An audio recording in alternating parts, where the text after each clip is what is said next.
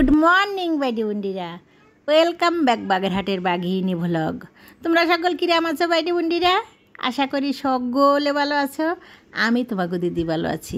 আমি আজকে আবারই তোমাকে সঙ্গে নতুন আর একটা অন্যরকম ব্লগ নিয়ে হাজির হয়ে গেছি। অন্যরকম ব্লগ মানে আজকে হচ্ছে আমার বাসুর পরে আইবুড়ো ভাত দেবো। সেই জন্য ভোর 5:30টায় উঠেছি। 5:30টায় উঠে একটু বারান্দায় এসে ঘোরাঘুরি করে তারপরে ফ্রিজ থেকে আগে মাছ মাংসগুলো বের করে ভিজিয়ে রেখে নেব। ভিজিয়ে রেখে নিয়ে তারপরে সকালে হালকা একটু খাবার করে দিয়ে তারপরে ওই দুপুরবেলার খাবারের ব্যবস্থা করব। ভাসুর পরে আইবুড়ো ভাত দেবো। আর অন্য অন্য সবাই যারা যারা আছে, যা ভাসুর তারপরে বাসার সবাই তারাও খাবে। মানে আর কি আমার 2টোর মধ্যে রান্নাটা শেষ করাই লাগবে। সেই জন্যে আমি সকাল ভোর 5:30 থেকে উঠেই আগে আমি স্টেপ বাই স্টেপ কাজগুলো করে যাব।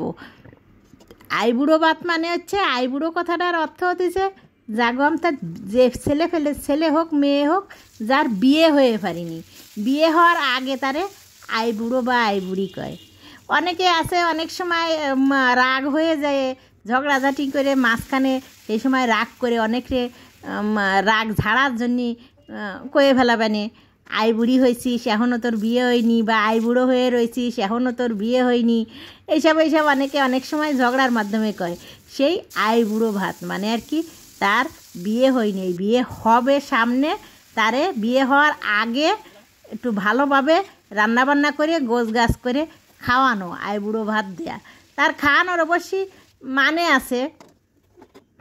আছে কি, যারা হচ্ছে মেয়ে তাদের আইবুড়ো ভাত মানে হচ্ছে মেয়ে অনেক দূরে চলে যাবে, সংসার ছাড়িয়ে যাচ্ছে, বা সামনে আত্মীয় স্বজন যারা আছে তারা আইবুড়ো ভাত দে যে এরে আমরা অনেক দূরে চলে গেলি, কোন সময় পাবো কি পাবো না, কোন সময় আবার নিমন্ত্রণ করে ডেকে আনবো, বা কোন সময় সুযোগ হবে তারপরে সুন্দর করে ভালোভাবে তারে গোছগাছ করে খাওয়াবো। তার থেকে সেই সুযোগ কোন সময় আসুক আর না আসুক, এখন ওর বিয়ে হওয়ার আগে সুন্দর মতন ওরা একটু আদর যত্ন করে খাওয়ায়নি। আত্মীয় স্বজনরা তাই ভাবে তার একটু, যার বিয়ে ঠিক হয় তারে আদর যত্ন করে গোছগাছ করে পদে পদে ভাগে ভাগে রান্না করে তারপরে গোছাইয়ে খাওয়ায় এবং আশীর্বাদ করে যাতে সে সুখী থাকে, সুখী হয় এবং তার শরীর স্বাস্থ্য ভালো থাকে, এইগুলো শুভকামনা করে। আর যারা ছেলে তাগোবেলায়ও ওরকমের যে আইবুড়ো ভাত দেওয়া হয়। সবাই যারা যারা মনে করে যে আমি আজকে একটু গোছগাছ করে রান্নাবান্না করে খাওয়াবো, তারা ডেকে দে। ওই রকম আমিও আজকে ভাসুর ভরে ডাকেছি। তা ও হচ্ছে ব্যাংকে চাকরি করে, বিয়ের জন্য ছুটি নেবে, কিন্তু আইবুড়ো ভাত খাওয়ার জন্য আজকে কাকার বাসায়, কালকে মাসির বাসায়, পরশুদিন মামার বাসায়, এরকম করে তো আর ছুটি নেওয়া যায় না। ওই জন্যে ও আর সুযোগ মতন করছে যে আজকে আসবে। এই জন্যই আমি আজকে ওই ঠিক করলাম যে আজকে ওই যেই রান্তি কত পদ পারি, ইচ্ছে আছে 12-13 পদ করার, 13 পদে রান্না করার ইচ্ছে আছে, করে নিয়ে তারপরে দেব। অবশ্য পদের তো আর ঠিক নেই, যে কয় পদ গোছাইয়ে রান্না করে সামনে দিতে পারে, যে যার ইচ্ছে মতন যে কয় পদ, মানে কোনটা ভালো খাবে বা কোনটা মন্দ খাবে, তার থেকে যারা দূরে আত্মীয় স্বজনরা মানে আর কি অন্য জায়গার যারা ঠিক মতো জানে না, বোঝে না, অনেকে আছে যে দূর দূরান্তর থেকে আইসে খায় ডাকে, তারা জানে না যে কি পছন্দ করে। ওই জন্যই সব কিছু করে যে যেটা পছন্দ, তোমার যা যা ভালো লাগে তাই খাও, আমি সব করে রাখিছি। এই জন্য অনেকে আবার এইভাবে করে। আবার অনেকে করে যে সব কিছু খেয়ে দেখো কোনটা তোমার ভালো লাগে, যেটা পছন্দ সেটাও খাও, যেটা অপছন্দ সেটাও একটু খেয়ে নাও। এই জন্য অনেক পদেই করে সবাই। এই আইবুড়ো ভাতে তারপরে হচ্ছে ওই মহিলাগো যে সময় সাধ দে, বাচ্চা পেটে থাকতি পঞ্চঅমৃত দে, সেই সময় ওরকম ভাগে ভাগে পদে পদে নানান রকমের রান্না করে সাজায় গোছাইয়ে যত্ন করে তাকে খাওয়ায়। তা আমি আজকে ওই 13 পদ করবো, ফাঁকে যাইয়ে একটু ছাদে যাইয়ে দুর্ব ঘাস নিয়ে আসলাম, কারণ ওই দুর্ব আর ধান দিয়ে আশীর্বাদ করা লাগবে, ওই জন্য একটু ছাদেতে দুর্ব নিয়ে আসলাম। এইবার আমার মাংসটা হয়ে গেছে, এবার আমি মুড়ির ঘন্টটা করব মুগ ডাল দিয়ে। তা মুগ ডাল দিয়ে মুড়ির ঘন্টটা করলে পরে মানে আর কি ভাজা ভুজির সাথে যদি একটু ডাল না হয় তাহলে আবার ভালো লাগবে না, ওই জন্যই মুড়ির ঘন্টটা করব। এই বিয়ে শাদির কার্যক্রমে বা আইবুড়ো ভাত হোক, গায়ে হলুদ হোক, গঙ্গাবরণ, তারপরে যেসব যে যে কাজগুলো সংস্কারগুলো বিয়ে কাজের মধ্যে থাকে, এইগুলো যদি বাড়ি সবার সাথে মিশে সবার মধ্যে একসাথে বসে করা যায়, ফুর্তি আনন্দ মজা এইগুলো যেমন হয়, সেরকমের কষ্টও কম হয়, হই হই রই রই করে সব কিছু হয়ে যায় হাতে হাতে।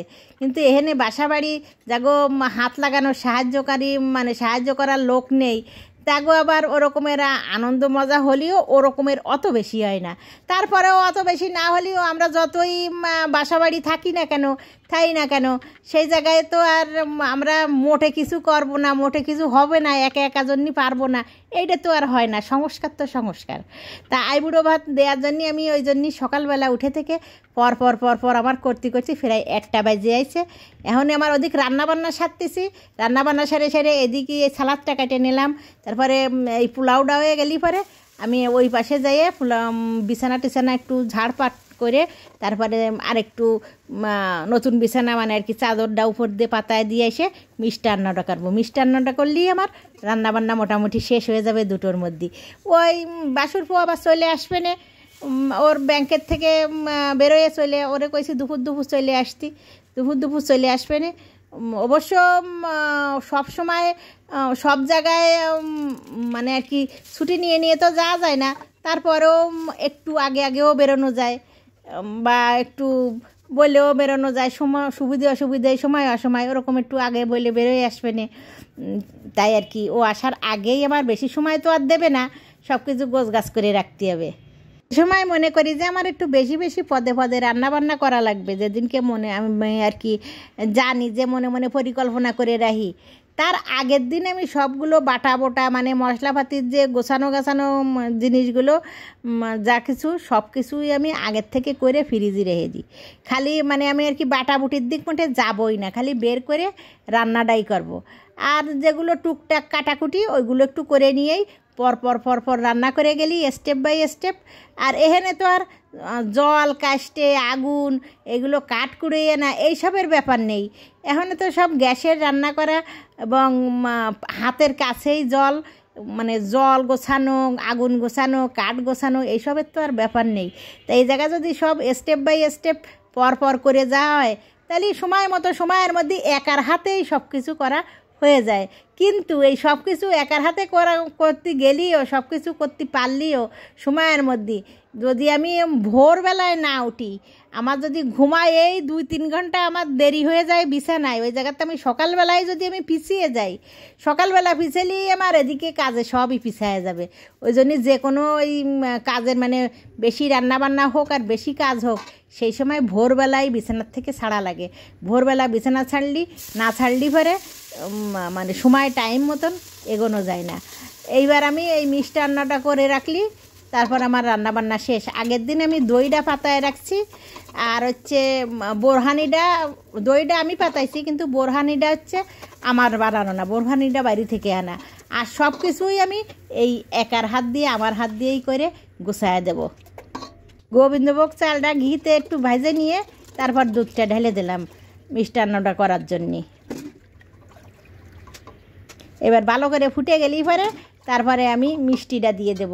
আগে মিষ্টি দিলেই চালটা সুন্দর করে ফুটবে না, শক্ত হয়ে যাবে, তারপরে মিষ্টিটা দিলেই আমার পায়েসটা হয়ে যাবে। এবার আমি ওদিকে আমার বাসুর পো চলে আইছে, ভাতটা গোছায় ফেলাই এবং ভাতটা দিয়ে দিই গোছাইয়ে। 6 পদের ভাজা করেছি, আলু ভাজা, ঢেঁড়স ভাজা, তারপরে হচ্ছে কাঁকরোল ভাজা, ইলিশ মাছ ভাজা, আর হচ্ছে রূপচাঁদা ভাজা, পটল ভাজা, 6 রকমের ভাজা। এবার একটু গোছাইয়ে সাজাইয়ে ওরে বসায় দেবো। এই ভাষে অবশ্যই সাজানোর জন্য একটু আমার ভাসুর জি আইছে, মানে আর কি যার বিয়ে তার বোন আইছে, ওরে ডাকতেছি। ও আইসে এবার একটু ফুল টুল ওরে করছে যে চারিদার দিয়ে একটু ফুল টুল ছড়ায় তুমি দিয়ে দাও হাতে। ও আবার আইসে একটু সাহায্য করতেছে ফুল ছিটিয়ে দেওয়ার জন্যে।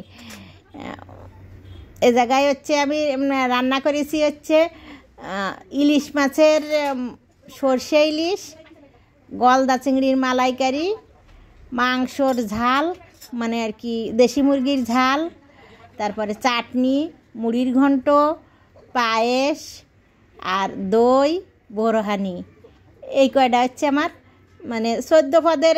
বোরহানিটা বাইরে থেকে আসছে, আর সব কিছু 13 পদই আমার নিজের হাতে করা।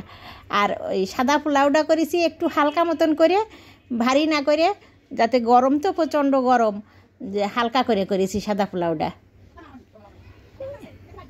এবার জ্যোতিরে ডাক দাও, ওরে কতেছি যে জ্যোতিরে ডাক দাও। এবার জ্যোতি চলে আসলি পরে তারপর বসে পড়ুক। এই আইবুড়ো ভাত যদি বাড়ি হতো, অনেক সুন্দর সাজায় টাজায়ে অনেক লোকজন মিলেমিশে অনেক ভালো করে আড়ম্বর করে করা হতো, বা করা হয়েও থাকে। কিন্তু এখানে তো আর লোকজন অত নেই। তারপরে আবার সব থেকে বড় কথা হচ্ছে 30 তারিখ হচ্ছে জ্যোতির বিয়ে, মানে ভাসুরপোর বিয়ে, আর 30 তারিখই আমার ছোটো ছেলেটার পরীক্ষা আরম্ভ, HSC পরীক্ষা আরম্ভ। সেই জন্যে হচ্ছে আরও মুশকিল হয়ে গেছে। ওর বিয়েটা যেদিনকে, ঠিক সেই দিনকেই হলো আমার ছোটো ছেলেটার পরীক্ষা শুরু। এই জন্যই আরও ওই সমস্যা হয়ে গেছে আমার আর কি।